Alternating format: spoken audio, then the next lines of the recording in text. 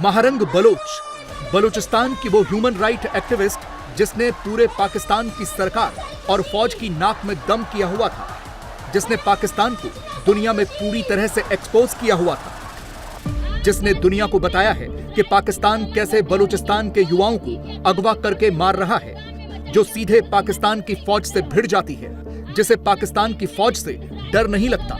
लेकिन जो आपकी फोर्सेस ने बलूचिस्तान में शफकत साहब, आपकी कोऑपरेशन की कोई जरूरत नहीं है। मैं बोल रही हूँ ये टेंट उखाड़ दे, हम लोग जमीन के ऊपर बैठेंगे, इस्लामाबाद की सरकार नहीं करेंगे, मारेंगे, तशद्दुद करेंगे, करें, ये आप करें, ये आप एफआईआर करेंगे, करें, ये आप खुद से करें, यही आप थ्रेट कर रहे हैं, थ्रेट कर रहे हैं। 32 साल की वो लड़की जो नोबेल शांति पुरस्कार के लिए नॉमिनेट हुई है, जो पूरी दुनिया में बताती है कि पाकिस्तान बलूचिस्तान में क्या कर रहा है, कैसे आम लोगों को मार रहा है, उनकी लाशें गायब कर रहा है।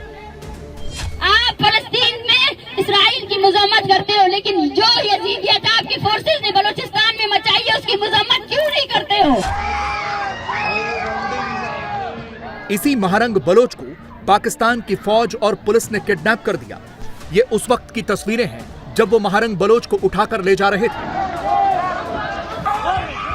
पूरी कहानी बताएंगे आपको कि कैसे रात के अंधेरे में रमजान की सहरी के वक्त पाकिस्तान के डरपोक सिक्योरिटी फोर्सेस के जवानों ने महारंग के धरने में हमला बोला और उसे पकड़ कर ले गए।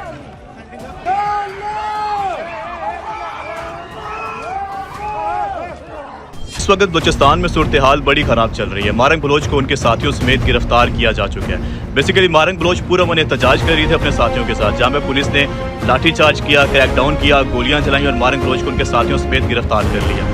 आज से 2-3 रोज पहले महारंग बलोच को एक खबर मिलती है कि नामालूम लाशें एक जगह पे दफनाई जा रही हैं। महारंग बलोच ने फैसला किया कि हम लोग वहां पे जाएंगे, उन लाशों को निकालेंगे और उनकी निशानदेही करेंगे कि वो लाशें किन लोगों की हैं। हो सकता है कि हमारे मिसिंग पर्सन्स की लाशें हों जो हमसे छुपाई जा रही हैं। महारंग बलोच अपने लोगों को लेकर वहां पे पहुंचती हैं। महारंग बलोच एहतजाज की कॉल देती हैं, लोग उनको ज्वाइन करते हैं, लेकिन पुलिस उस पुरअमन एहतजाज को रोकने के लिए लाठी चार्ज का इस्तेमाल करती है। पुलिस उन नहत्ते लोगों के ऊपर गोली चला देती है, जिसमें 3 बेचारे लोग अपनी जान की बाजी हार बैठते हैं। 7 ऐसे हैं जिनको गोलियां लगी हैं कि जिनकी हालत तशवीशनाक है। वो 3 जानें जो गई हैं गोली लगने से, उनमें एक लड़का 12 साल का, वो 12 साल का बच्चा भी रियासत के हाथों मारा। अब महारंग बलोच उन तीनों लोगों को लेकर सड़क के ऊपर खड़ी हो गई कि भाई अब हम यहाँ पे धरना देंगे, अब हम इनके लिए हम इंसाफ मांगेंगे। लेकिन जो सहरी का टाइम होता है पुलिस फिर आ जाती है, पुलिस फिर लाठीचार्ज करती है। वो पुलिस जो शाम को उनके 3 बंदे मार के गई थी, उनकी लाशें घसीटना शुरू कर देती है,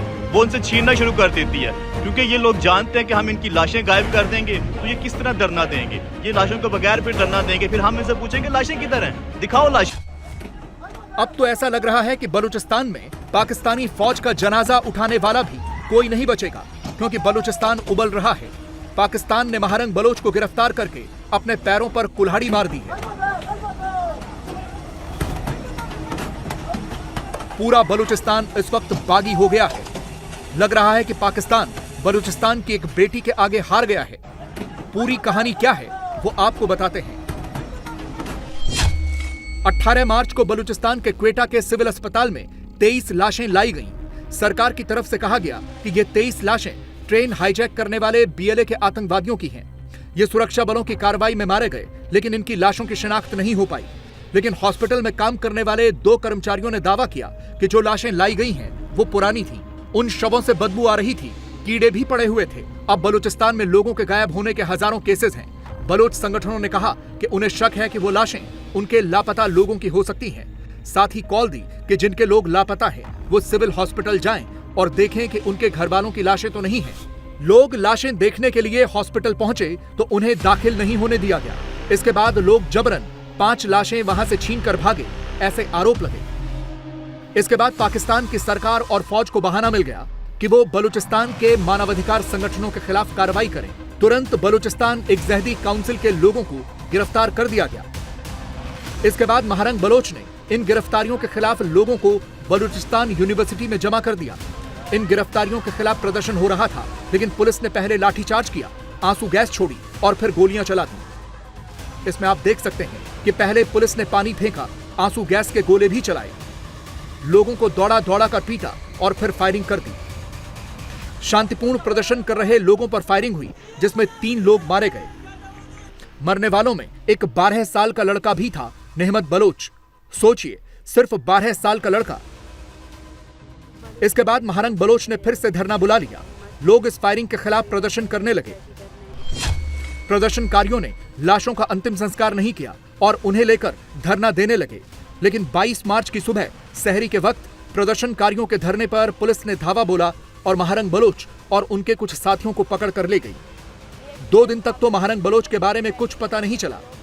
अब पता चला है कि उन्हें गिरफ्तार कर लिया गया है। तो अब डॉक्टर महारंग के बारे में इतलात आ रही हैं। वो इतलात ये हैं कि डॉक्टर महारंग के बारे में ये अनकन्फर्म्ड रिपोर्ट्स हैं कि उनको कोयटा में ही एक जेल है, उदा जेल के नाम से उसको कहा जाता है। उस जेल में उनको ज़राए बता रहे हैं, लेकिन अभी भी अनकन्फर्म्ड है क्योंकि बलूचिस्तान में इंटरनेट शटडाउन है, मोबाइल सर्विस बंद है, कोयटा में कोई सर्विस नहीं मैसर। तो बहुत मुश्किल से जो इन्फॉर्मेशन है वो बलूचिस्तान से बाहर आ रही है। कंप्लीट ब्लैकआउट है इन्फॉर्मेशन का। और अब कुछ अनकन्फर्म्ड रिपोर्ट्स आ रही हैं कि डॉक्टर महारंग बलोच को मुंतकिल कर दिया गया है उदा जेल में। और ये इतलात भी है कि डॉक्टर महारंग के साथ उनकी एक बहन भी हैं, शायद अरेस्ट हुई भी। हमारी रियासत को सोचना होगा, यूं मत जलने दीजिए बलूचिस्तान को। बलूचिस्तान की आग पर इस तरह के क्रैकडाउन, फायरिंग, गिरफ्तारियां, अगवा, लापता, या आप उस अलाव में मजीद तेल डाल रहे हैं। लेकिन अब ऐसा लगता है कि पाकिस्तान की फौज और सरकार ये सुनिश्चित करना चाहती है कि डॉक्टर महारंग बलोच जेल से कभी बाहर न निकले, क्योंकि महारंग पर बहुत गंभीर आरोप लगाए गए हैं। आरोप है कि महारंग की संस्था BYC के सदस्यों ने कथित तौर पर हॉस्पिटल के मुर्दा घर पर धावा बोला और ट्रेन हाईजैक के खिलाफ एक ऑपरेशन में मारे गए 5 विद्रोहियों के शव ले गए। महारंग पर आतंकवाद, हत्या के प्रयास, हिंसा और विद्रोह के लिए उकसाना, अव्यवस्था पैदा करना, नस्लीय घृणा को बढ़ावा देना और संपत्ति को नुकसान पहुंचाने जैसे आरोप लगाए गए हैं। किसी को भी यकीन नहीं है कि जो गवर्नमेंट कह रही है वो ठीक कह रही है। जिस तरह से बलूचिस्तान की सिचुएशन खराब होती चली गई है, उसके लिए ना इन्होंने कोई पॉलिसी बनाई, ना इन्होंने उन लोगों से बात करने की कोशिश की। हमेशा से बलूचिस्तान को जो है वो आप जानते हैं कि किस तरह से ट्रीट किया गया है, कि उनको एक छोटे सूबे के तौर पे और उनसे कोई बात पूछी नहीं जाती, उन्हें कोई इम्पोर्टेंस नहीं दी जाती। तो जाहिर है ये चीज जो है ये बढ़ती चली गई। महारंग बलोच को भी कहा जा रहा है कि डॉक्टर महारंग बलोच को कि उन्हें अरेस्ट किया गया है। एक पीसफुल प्रोटेस्ट वो लोग कर रहे थे, उससे ज्यादा कुछ नहीं था। उनके ऊपर फायरिंग की गई, 3 लोगों की जाने गई, जिसमें एक 12-13 साल का बच्चा भी था। गवर्नमेंट खुद अपने एक्शंस क्या कर रही है वो तो देखती नहीं है, और उसके बाद बात शुरू कर देती है कि जी वो लोगों ने पथराव किया, ये भी कहा गया। तो भाई आप अगर गोलियां चलाएंगे तो वो पत्थर भी ना मारेंगे आपको। तो ये इस किस्म की जो हरकतें हो रही है चीमा साहब, इस वजह से मुझे लग रहा है सिचुएशन जो है वो बद से बदतर हो रही है। अब महारंग की गिरफ्तारी के विरोध में लगता है कि पूरा बलूचिस्तान ही उबल रहा है। हालांकि सरकार कंट्रोल करने की पूरी कोशिश कर रही है। यहां तक कि बलूचिस्तान में लगातार पिछले 4 दिनों से इंटरनेट और मोबाइल सर्विसेज बंद हैं। असल में महारंग बलोच ने पाकिस्तान को पूरी दुनिया में बेनकाब कर दिया था। महारंग बलोच के प्रयासों की वजह से ही पाकिस्तान की हुकूमत अब यह स्वीकार करती है कि उनसे बलूचिस्तान में गलतियां हुई हैं, लेकिन इसके लिए वो किसी को जिम्मेदार नहीं ठहराते हैं। यहाँ के लापता लोगों के लिए कोई कमीशन नहीं बना। अपने फौजियों के बजाय अभी भी वो बलूचिस्तान के लोगों पर ही कार्रवाई कर रहे हैं। इंटरनेशनल स्टैट्स बताते हैं कुछ 7,000 बलूच नौजवान मर्द हजरात लापता है, जबकि खुद हुकूमत पाकिस्तान का कहना है कि 2800 लापता है। अगर हम हुकूमत पाकिस्तान के नंबर को ही मान लें तो ये कोई छोटा नंबर तो नहीं है। फिर मैं सरफराज बुख्ती की ही उसी डॉक्यूमेंट्री में छोटा सा क्लिप देख रहा था। बेशर्मी से वो ये कह रहे थे कि जी दुनिया भर में लोग लापता होते हैं। वो कब होना, यही बात वो पार्लियामेंट के अंदर करते हैं, यही बात ये पाकिस्तान के पपेट पॉलिटिशियंस करते हैं। इनसे कोई पूछे, इन ग्रीडी पॉलिटिशियन से, और इसकी जो इनके जो ये माई बाप है पाकिस्तान आर्मी के लोग, यही सब कुछ इन्होंने मतलब अर्ली 70s में किया था। जिसका नतीजा ये निकला कि पाकिस्तान अलग हो गया। अब ये फिर वैसे ही हालात दोहरा रहे हैं। तो इस सारी सूरत हाल में नुकसान किसका है? पाकिस्तान का है, किसी और का नुकसान नहीं। अच्छा, ये ब्लेम गेम कर देंगे जी, ये अफगानिस्तान से हो रहा है, इंडिया से हो रहा है। अच्छा, फर्ज कीजिए कुछ हो भी रहा है तो आप इतने ही नाअहल हैं कि आपके देश की हदूद के अंदर जो कुछ हो रहा है आप उसको करेक्ट करने की अहलियत नहीं रखते।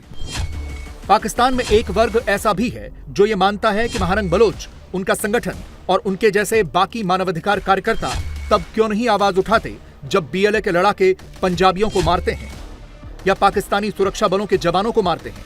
ये वर्ग मानता है कि महारंग भी इसी इकोसिस्टम का हिस्सा है। महारंग बलोच जो है, if she is a human rights activist, why she doesn't talk when Punjabis get killed? Why she doesn't talk when the people in that train got killed? Why was she silent? What stopped her to be silent? What stopped her to be the advocate of those people who got killed in that train? मैं ये नहीं कहता कि बलोचों के साथ बहुत अच्छा सलूक हो रहा है, भाई 100% गलत हो रहा होगा, पर ये क्या आर्गुमेंट है कि आप ये कहें कि जी अगर बलोची जो है वो मारा गया है तो ये हमारे पे जुल्म हो रहा है, और अगर पंजाबी वहां मारा जाए तो आप कहें ये खामोश है, ये तो फिर होना ही है। आपकी ये डबल स्टैंडर्ड क्यों है? और पंजाब की लीडरशिप से भी मेरा सवाल है, सिंध की, खैबर पख्तूनख्वा की, सबकी लीडरशिप से मेरा सवाल है। मुझे तो इस चीज की कोई समझ नहीं आ रही, मैं इस सारे प्रोसेस को नहीं समझ सकता। I am unable to understand this.